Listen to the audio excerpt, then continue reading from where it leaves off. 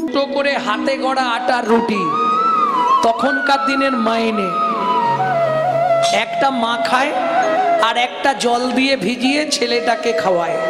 ভাবুন, তাও ভগবানের সহ্য হলো না। বড় লোকের বাড়ির কাজ তো, কাজের শেষে আঁচল পেতে দাঁড়ায়, দুটো রুটি ছুঁড়ে দেয়। আজকে রুটিটা আঁচলে না পড়ে নিচে পড়লো। আর ওই যে প্রবাদ বাক্য আছে না, কারো সর্বনাশ আর কারো পৌষ মাস। কুকুরে ছুটে এসে রুটিটা নিয়ে চলে গেল। মা কেঁদে উঠলো, বাড়ি ফিরবো কি করে? বাড়ি ফিরে চাবিটা খুললেই ছেলেটা ছুটে আসবে, মা খাবার এনেছো? মা, পেটের জ্বালা যে বড় জ্বালা গো, দাও না মা, কিছু খেতে দাও না মা। বলুন তো মায়েরা, মা হয়ে যদি একটা মাত্র ছেলেকে দুটো খেতে দিতে না পারি, আমার মনে হয় মাতৃত্বের জীবনের থেকে বড় কষ্ট আর কিছু হতে পারে না। পারে? দুঃখিনী মা পদ্মাবতী ফেরার সঙ্গে সঙ্গে মাধু ছুটে এসছে, মা খাবার এনেছো? মা খাবার এনেছো? বাবা আজকে খাবার পাইনি বাবা, খুব খিদে পেয়েছে, দাও না মা, কিছু একটু খেতে দাও না। কি করবে মা? খালি একটা বাতি হাতে পাড়ায় গেল দাঁড়ে দাঁড়ে ভিক্ষা করতে, তোমাদের একটু ভাতের ফ্যান আমাকে দাও না। যারই দরজায় যায় সেই দরজাটা বন্ধ করে দেয়। কি করবে? সারা পাড়া ঘুরে মা যখন এতটুকু ফ্যান ভিক্ষা করতে পারলো না, মনে মনে ভাবলো কি হবে এই পাপের পৃথিবীতে বেঁচে থেকে। ছলে বলে কলে কৌশলে মাধুকে ঘুম পাড়িয়ে দিয়ে আমি নদীর জলে আত্মহত্যা করে মরব।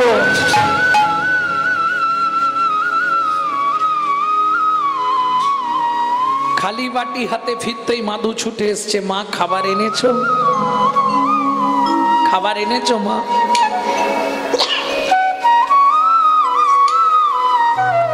দাও না মা, কিছু একটু খেতে দাও না মা।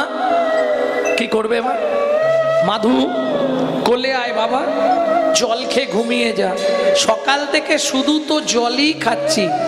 যদিও কাহিনীটা শুনলে অনেকের মনে হয় গল্প, কিন্তু একটু পিছন দিক ঘুরে দেখবেন অনেক ফ্যামিলিতে এমন একটা দিন গেছে। কারণ এখনো আমার মা তো বেঁচে আছে। এক একদিন এমন দিন গেছে, মা পাড়া থেকে ফ্যান চেয়ে এনে নুন দিয়ে গুলে দিত, আমি খেয়ে স্কুল যেতাম। আজকে হয়তো সাধুগুরু বৈষ্ণবের কৃপায় একটা জায়গায় পৌঁছে গেছি, কিন্তু আমার জীবনেই এমন দিন গেছে।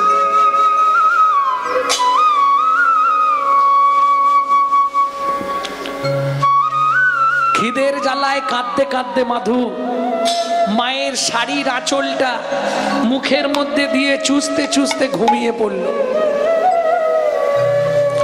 ভক্তমণ্ডলী, ভক্তিমতী মায়েরা, এইবার যখন এই শাড়ির আঁচলটা মুখে দিয়ে চুষছে, ঘুমিয়ে গেছে তো দাঁতটা চেপে গেছে।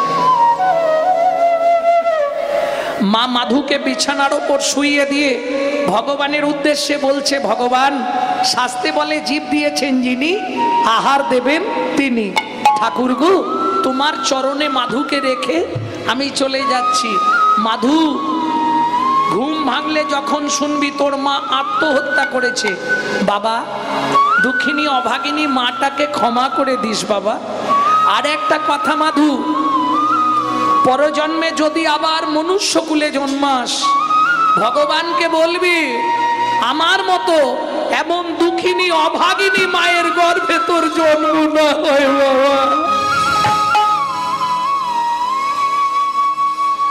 এই বলে দুঃখিনী মা পদ্মাবতী মাধুকে সুই দিয়ে চলে যেতে যাবে। এক পা, দু পা, তিন পা, কি হলো? আঁচলে টানে মাধু জাগিয়া উঠিল, আঁচলের টানে মাধু জাগিয়া উঠিল, আঁচলের টানে মাধু মাগো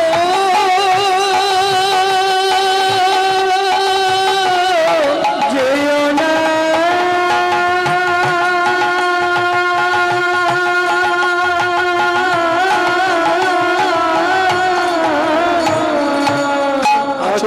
টানে মধু জাগিয়া উঠিল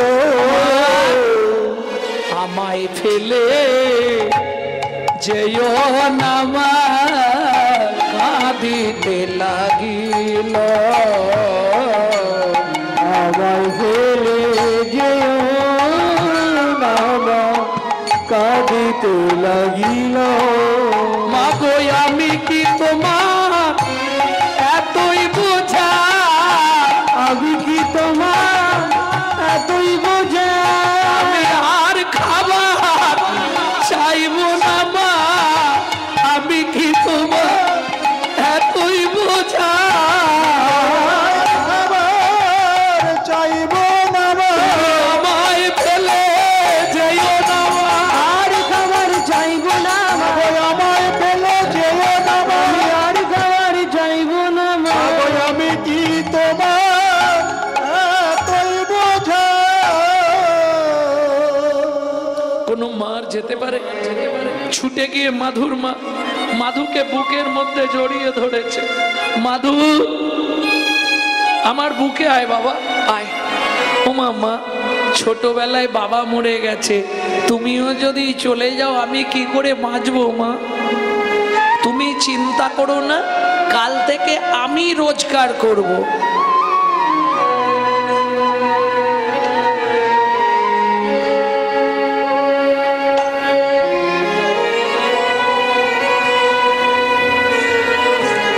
কি করে রোজগার করবে দক্ষিণী মা হাতে একটা বাটি নিয়েছে মাকে বলেছে তুমি চোখটা বন্ধ করে থাকবে কেমন ওই মায়ের হাত ধরে রাস্তায় রাস্তায় ভিক্ষা করছে আহা মধুর কণ্ঠ ছোট্ট ছেলে কি বলছে শোনো চোখের জলে বুক ভেসে যায় মুখের দিকে চায় একটি পয়সা দাও ও বাবু গো একটি পয়সা দাও ও বাবু গো একটি পয়সা দাও গৃহেতে গোবিন্দ সেবা ফিরিয়া তাকায় গৃহেতে গোবিন্দ সেবা ফিরিয়া তাকায় চোখের জলে মুখ ভেসে যাও মুখের দিকে চাও একটি পয়সা দাও ও বাবু গো একটি পয়সা দাও ও বাবু গো একটি পয়সা দাও জয় রাধে যা ভিক্ষা পেয়েছে এখন 15 দিন চলে যাবে বাচ্চা ছেলে তো কিরকম ভিক্ষা দেখুন যে এক ব্যাগ বাজার করে নিয়ে যাচ্ছিল সে বাজারটার ব্যাগই শুদ্ধ দিয়ে চলে গেছে যে এক বস্তা চাল নিয়ে যাচ্ছিল সে চালের বস্তাটাই নাবি দিয়ে চলে গেছে যে এক বস্তা আলু নিয়ে যাচ্ছিল সে আলুর বস্তা নাবি দিয়ে চলে গেছে এখন 15 দিন আর কিছু লাগবে না একদিনের ভিক্ষায় ভক্তমণ্ডলী ভক্তিমতী মায়েরা কৃপা হয়ে গেল এইভাবে প্রত্যেক দিন যা পায় ভগবানকে দিয়ে মা ছেলে প্রসাদ পায় প্রত্যেকটা জিনিসের সাইড এফেক্ট আছে যাকে বাংলায় বলা হয় পার্শ্ব প্রতিক্রিয়া তাই তো ইংরেজিতে বলা হয় সাইড এফেক্ট যেমন কেউ যদি 365 দিন আমিষ আহার করে তার কথাবার্তা চলাফেরা হবে আসুরিক মনোভাব অসুরের মতো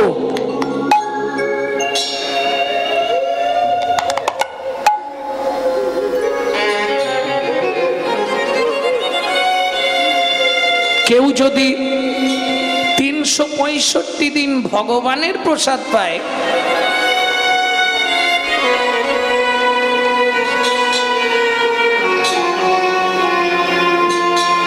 তার কথাবার্তা হবে দেবত্ব ভাব দেবতার মতো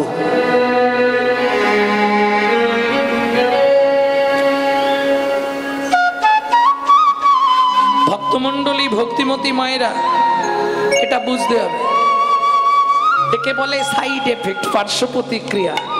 যেমন দেখবেন যারা খুব ছোটবেলা থেকে স্মোক করে, মুখ বিড়ি টিড়ি খায় না, ওদের বুড়ো বয়সে গিয়ে একটা নিদেনের কাশি শুরু হয়, ওই কাশিতেই ওরা মরে যায়।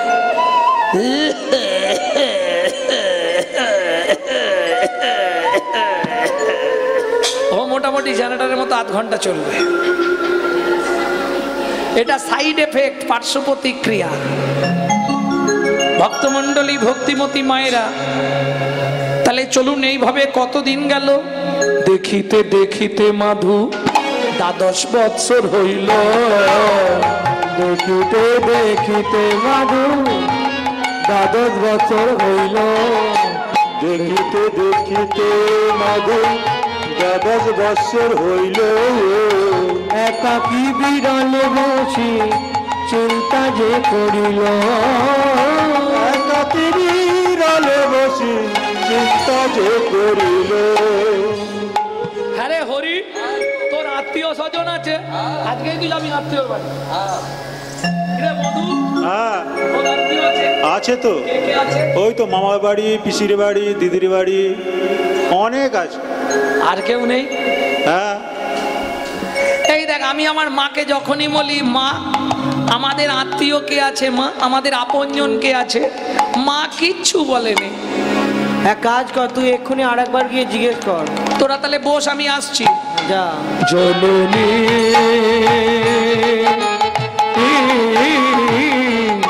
বলো মা, মা ও মা, কি হয়েছে রে মাধু? কে বাই আমি, কে বাই আমার একান্ত আপন, কে ভাই আমি, কে ভাই আমার একান্ত আপন। কাঁদিয়া মায়ের গিয়া জিজ্ঞাসে তখন, একান্ত মায়ের গিয়া জিজ্ঞাসে তখন। ওমা ওমা বলো বলো মা কে বাই আপন, কে ভাই আপন। জগৎ মাঝে সেবা কুঞ্জন, বলো বলো মা কে বাই আপন। জগৎ মাঝে সেবা কুঞ্জ, জগৎ তাহার চরণ করব শরণ, জগৎ মাঝে তাহার চরণ করব শরণ। জগৎ মাঝে সেবা কুঞ্জ, বলো মা কে ভাই আপন।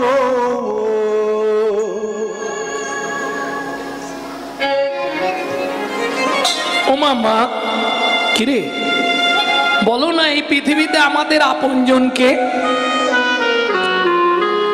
মা দেখলো ছেলেটা যৌবনে পা দিয়ে দিয়েছে, ওকে আসল সত্যিটা জানিয়ে দেয়াই ভালো। আর আমাদের মায়েরা হলে কি বলবে, তোর সব জানার দরকার নেই, কদিন পরে তোর একটা বেয়া দেবো, সুন্দর দেখে বৌমা আনবো, বৌমার রান্না ভাত খাবো, কলিযুগে হবে না। হ্যাঁ, দেখবেন কলিযুগ এমন একটা যুগ, যে যত বেশি আশা করবে তার কপালে তত বেশি কষ্ট হবে। লিখে রাখুন, লিখে নিন, স্ট্যাম্প পেপার নিয়ে আসুন, আমি লিখে দেবো। যে যত বেশি আশা করবে তার কপালে তত বেশি কষ্ট হবে। আপনি বলবেন কি দেখে বলছেন? সংলাপ দেখে।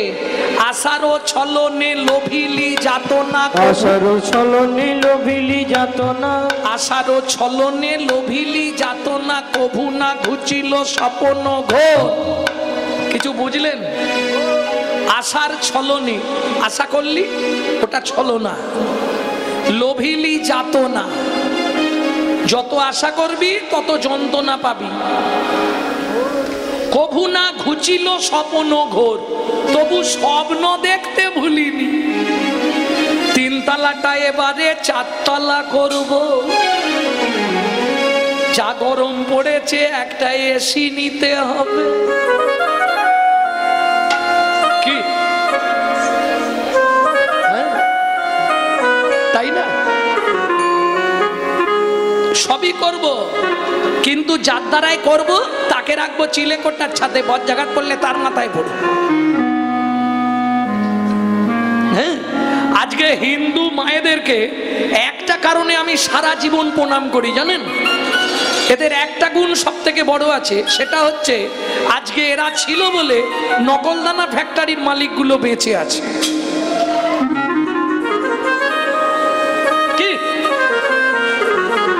হ্যাঁ, নিজেরা গান্ডে পিণ্ডে গিলবে আর ভগবানের জন্য দুটো নকলদানা বরাদ্দ। কি হবে একটু ভাবো, বাড়িতে বাবা মাকে ভাত দেবো না, শ্বশুর শাশুড়িকে ভাত দেবো না, মন্দিরে গিয়ে ভগবান দেখা দাও, ভগবান দেখা দাও, ভগবান দেখা দাও, কি হবে? বাপের ঠাকুর আর কি ডাকলেই চলে আসবে? কোনো লাভ নেই গো, আমি বলছি শোনো। শুধু শুধু মিছামিছি খেটে মরে আর মিছা কাজে ভঙ্গি করে, এছাড়া কিচ্ছু নয়। মুখে আছে অন্তরে নাই, তেমন শিক্ষার মুখে চাই। একটু ভালো করে বুঝবেন, কোথায় দেবতা পাবেন? দেবতা কোথায় আছে বলুন? মন্দিরে?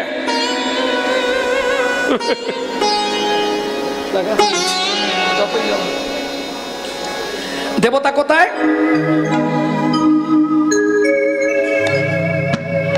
মনও তো নেই, আর মনে থাকবে কি করে? মনেই নেই। মনই মনে নেই, মন মনে আছে?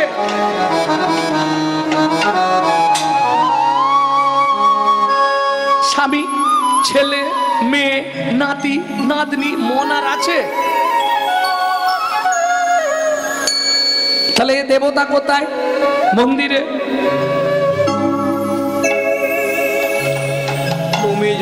তুমি যতই যাও না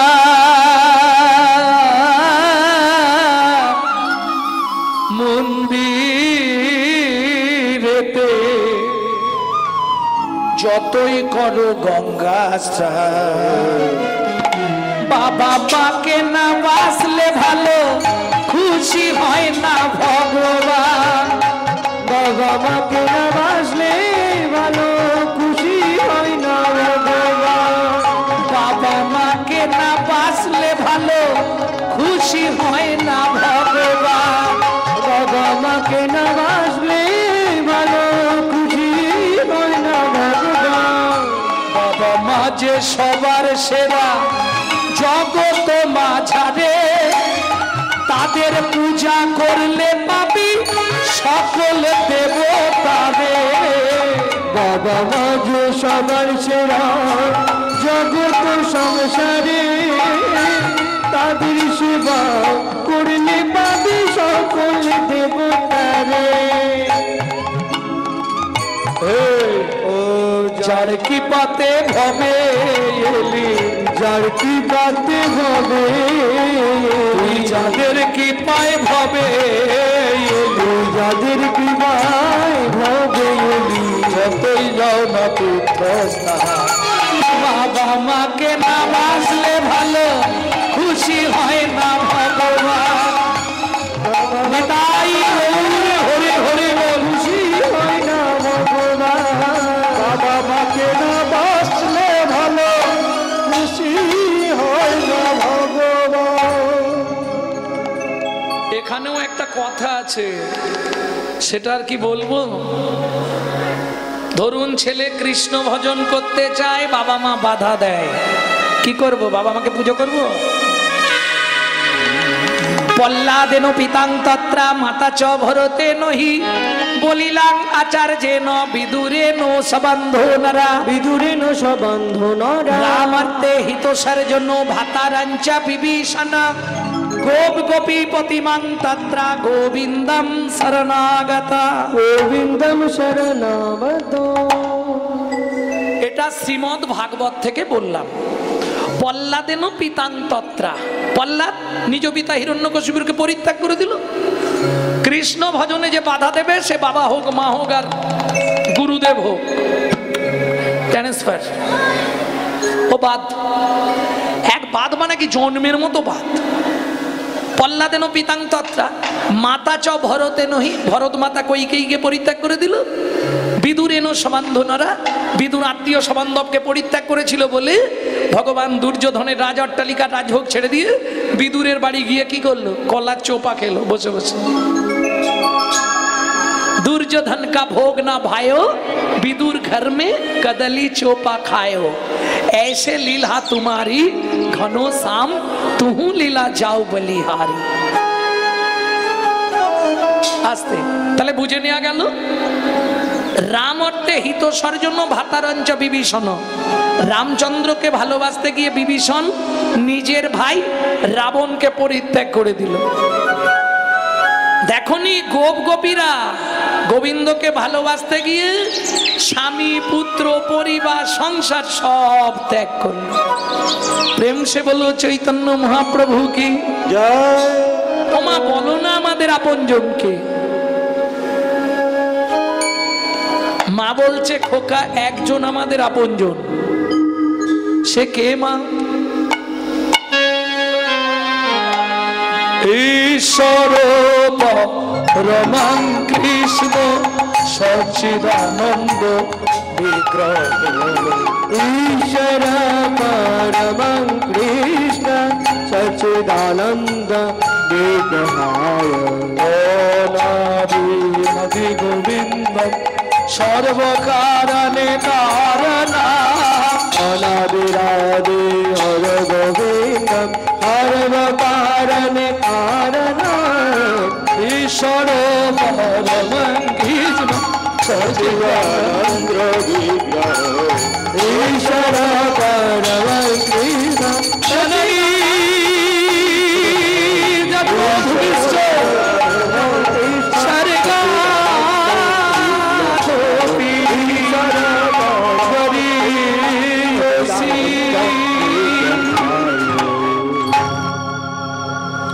কিরে মাধু আমাকে প্রণাম করলি কেন? আমি আসছি মা। কোথায় যাবি? তুমি তো বললে ঈশ্বর পরম কৃষ্ণ, সেই তো জয় জগন্নাথ। আমি আসছি মা। আর দেরি নয়, একদম ছুটতে ছুটতে চললো ছেলেটা। মাধু শুনে যা, কি যতদিন সত্যের সন্ধান না পাবি, যতদিন আত্মতত্ত্ব জানতে না পারবি, ততদিন তোর ওই পাপ বদনটা আমাকে দেখাবি না। যা। কেন মায়ের কথা বলে দিচ্ছে? মা জানে ওর মন থেকে আমাকে একটু ডিটাচ হতে হবে, সরে যেতে হবে, তবে ওই বিশুদ্ধ মনটা ও জগন্নাথ চরণে নিবেদন করতে পারবে। মাধুদাস চলল পথে। আর কত দূর বলো হে ঠাকুর তোমার মধুর শান্তি দাম। আর কত দূর বলো হে ঠাকুর তোমার মধুর শান্তি ধাম। এ দুর্গম পথে চলিতে চলিতে, দুর্গম পথে চলিতে চলিতে অবসান মন দেহ প্রাণ। আর কত দূর বলো হে ঠাকুর তোমার মধুর শান্তি ধাম। আর কত দূর বলো হে ঠাকুর তোমার মধুর শান্তি ধাম। বলিতে ভবেছিল যারা ঢাকা দিয়ে বুকে চলে গেল তারা। আপন বলিতে ভেবেছিল যারা ঢাকা দিয়ে বুকে চলে গেল তারা। এই গানটা কিন্তু আমার ঠাকুমার কাছে শিখেছি আমি। 100 বছর বয়সে মরবার আগে আমাকে এই গানটা শিখিয়ে দিয়ে গেছে। বলে এই গানটা তোর দাদুর বাবা খুব গাইতো, মানে ঠাকুমার শ্বশুর খুব গাইতো। আপন বলিতে ভবেছিল যারা ধাগা দিয়ে বুকে চলে গেল তারা। আপন বলিতে ভেবেছিল যারা ঢাকা দিয়ে বুকে চলে গেল তারা। সদা ব্যাধিগ্রস্ত হয়ে বুদ্ধি হারা, জরা ব্যাধিগ্রস্ত হয়ে বুদ্ধিহারা। এ পথে চলার তো নাই বিধান। আর কত দূর বলো হে ঠাকুর তোমার মধুর শান্তি ধাম। আর কত দূর বলো হে ঠাকুর তোমার মধুর শান্তি ধাম। আস্তে আস্তে আস্তে এসে বসলো কোথায়? পিপুল বৃক্ষের তলায়। 7 দিন 7 রাত অনাহারে অনিদ্রায় নাম করছে। 7 দিনের দিন রাত্রিতে, কাল একাদশী, আজ রাত্রিতে জগন্নাথ লক্ষ্মীকে দিয়ে প্রসাদ পাঠিয়ে দিলেন। মাধু কে? মাধুদাস আপন মনে হরিনাম করছে। জগন্নাথ বললে মা লক্ষ্মীকে, লক্ষ্মী মা বলো প্রভু আমাকে নিবেদিত 11 ভরি সোনার থালার ভোগ প্রসাদ তুমি ভক্তের সেবা করিয়ে এসো। আগামীকাল একাদশী। মা লক্ষ্মী জগন্নাথের নিবেদিত 11 ভরি সোনার থালার ভোগ প্রসাদ মাথায় করে নিয়ে যাচ্ছে। ওদিকে মাধুদাস আপন মনে গাইছে, মন ও মন বল হরি মুরারি মুকুন্দ মুরারি মুকুন্দ জগদানন্দ কৃষ্ণ নামের বর্ণে বর্ণে বর্ণে সুধা সুধা ঝরে ঝরে গো হরি মুরারি মুকুন্দ জগদানন্দ নামের বর্ণে বর্ণে সুধা ঝরে গো গো গো। ও মায়েরা, এই যে এত রাত্রি অবধি বসে আছেন, কি লাভ হবে? বুকে ভরে যাবে অভাব মেটাবে কৃপাবে জালা আর রবে না রে। বুক ভরে যাবে অভাব মেটাবে কৃপাবে জালা আর রবে না রে। ভজরে অন্ধ চরণার বিন্দ তোমরা ভজরে অন্ধ চরণার বিন্দ। সেই নাম হরে কৃষ্ণ হরে হরে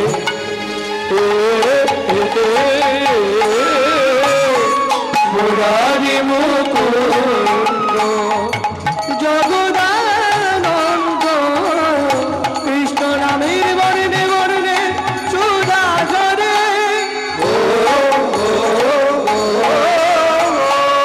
মাধুকে আমি জগন্নাথ ঘরণী লক্ষ্মী, তোমার জন্য প্রভু প্রসাদ পাঠিয়ে দিয়েছে। 7 দিন খায়নি প্রসাদ, প্রাপ্তেন ভক্ষয়েত। প্রসাদ যখনই হাতে নেবেন সঙ্গে সঙ্গে মুখে দিয়ে দেবেন, বেশিক্ষণ দেখবেন না। কেন? প্রসাদ দেখলে বিবেক জ্ঞান জাগে। বোঝা গেল না? বুঝলেন কি না? ইস, আপেলের খোসা ছাড়া এনে বিচার এসে গেল, অমনি অপরাধ হয়ে গেল। ওই জন্য প্রসাদ প্রাপ্তেন ভক্ষয়েত হস্ত্রং শির পপুচ্ছতে, নাকি? কিরম ঘাড় নাড়তেছে দেখো তো।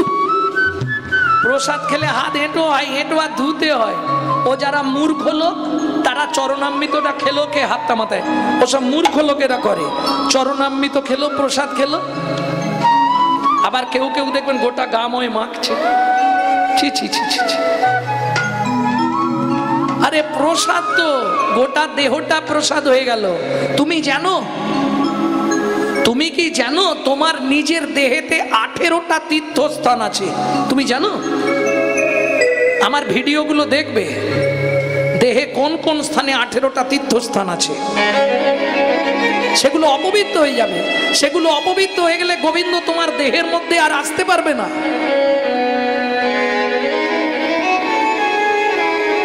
বিশেষ করে এঁঠো সগড়ি এগুলো খুব মেনে চলবেন। আর শৌচ অশৌচ এগুলো মেনে চলতেই হবে, না হলে আপনার দেহ অপবিত্র হয়ে যাবে। যখনই অপবিত্র হয়ে যাবে আপনি পিচো স্কুলে জন্ম পাবেন, বুঝলেন না? ওই ভূত পিচাসের দিকে চলে যাবেন, আর মানুষ থাকবেন না। প্রেম সে বলল চৈতন্য মহাপ্রভু কি জয়।